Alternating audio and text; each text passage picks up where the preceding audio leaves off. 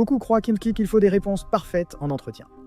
Aujourd'hui, je vais vous présenter 5 astuces pour vous démarquer et décrocher un emploi. En commençant par « Soyez authentique ». Trop se préparer peut sembler artificiel. On postule pour être quelqu'un d'agréable à côtoyer, pas juste pour un poste. L'essentiel était que le recruteur vous apprécie. Trouvez le juste milieu, car saviez-vous qu'on passe plus de temps avec ses collègues qu'avec sa famille ? Environ un tiers de notre vie se déroule au travail. Deuxième étape, posez de bonnes questions. À la fin d'un entretien, on vous demande généralement « Avez-vous des questions ?» Répondre non est une erreur. Si vous envisagez de travailler plusieurs années quelque part, mieux vaut bien connaître l'entreprise. Par exemple, évitez de demander « Que fait votre entreprise ?»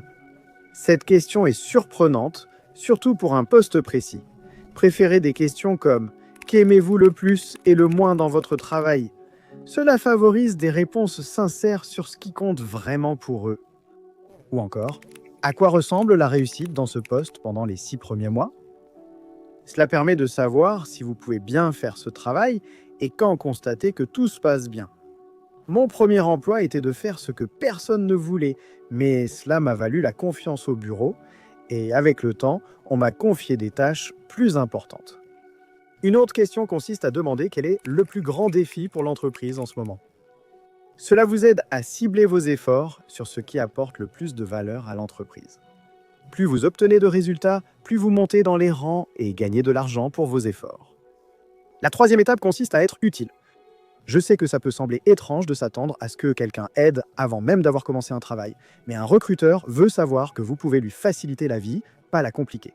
Donc, quand il vous demande vos expériences passées, excellence passée, parlez de moments où vous avez facilité la vie de votre patron. Par exemple, vous pouvez dire « J'ai remarqué que nous traitions manuellement des rapports pour une certaine tâche, mais j'ai décidé de l'automatiser, ce qui a permis à l'équipe d'économiser quelques heures par semaine. » De petits gestes prouvent que vous êtes non seulement un joueur d'équipe, mais aussi capable de résoudre des problèmes non prévus. Des personnes talentueuses, mais négatives, face à des employés moyens au bon état d'esprit. Étape 4, ne tergiversez pas. Si un recruteur passe 6 secondes sur votre curriculum vitae, il n'y a aucune chance qu'il écoute une histoire de vie de 6 minutes. Une excellente réponse en entretien va droit au but. Il y a une structure que j'utilise quand on me demande ce que j'ai fait dans la dernière entreprise où j'ai travaillé. Vous commencez par le problème, puis vous parlez de l'action que vous avez prise pour le résoudre.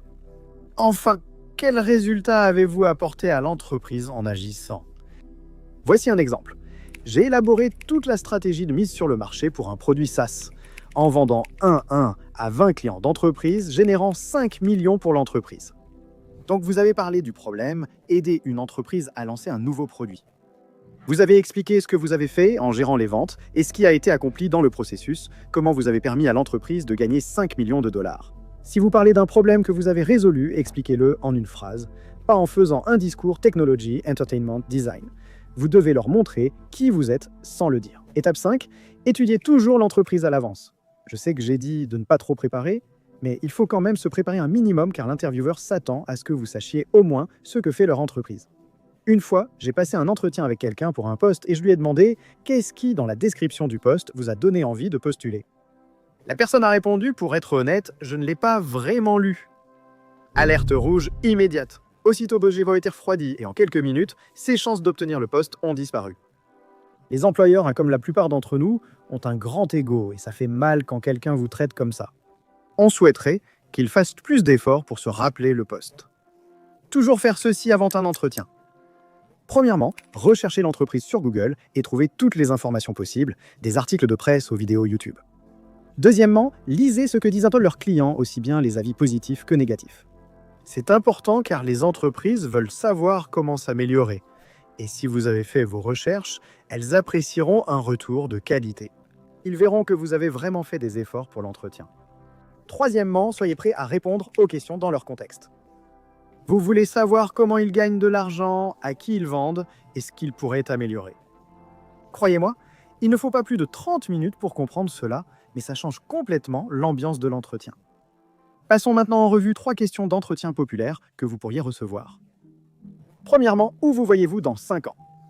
Évitez de dire que vous voulez créer une entreprise, cela effraie les employeurs. Une meilleure réponse serait « Je me vois ici, dans un poste de direction à la tête du service des ventes ». Deuxièmement, qu'est-ce qui vous a donné envie de quitter votre dernier emploi? C'est une question piège. Ne dites jamais de mal de votre ancien patron. Exprimez plutôt votre gratitude en disant « J'y ai beaucoup appris, mais il était temps de passer à autre chose ». Conseil, après chaque entretien, demandez un retour. Même si tout ne se passe pas toujours bien, un avis honnête sur vos axes d'amélioration est précieux pour obtenir le poste souhaité plus tard. Racontez une fois où vous avez fait une erreur au travail et comment vous l'avez gérée. La plupart des gens disent « Je n'ai jamais vraiment fait d'erreur au travail », ce qui est un signal d'alarme, car tout le monde en fait. Répondez honnêtement, mentionnez une vraie erreur, puis expliquez ce que vous en avez tiré et comment vous l'avez corrigé. Ils posent donc cette question pour mieux vous connaître. Refuser ses responsabilités rend difficile la collaboration. Nous sommes tous passés par là. Un entretien d'embauche est difficile, mais à chaque tentative, vous vous rapprocherez un peu plus de votre emploi de rêve. Si vous aimez cette vidéo, abonnez-vous. Je fais des vidéos pour les employés par envie. Rendez-vous samedi prochain.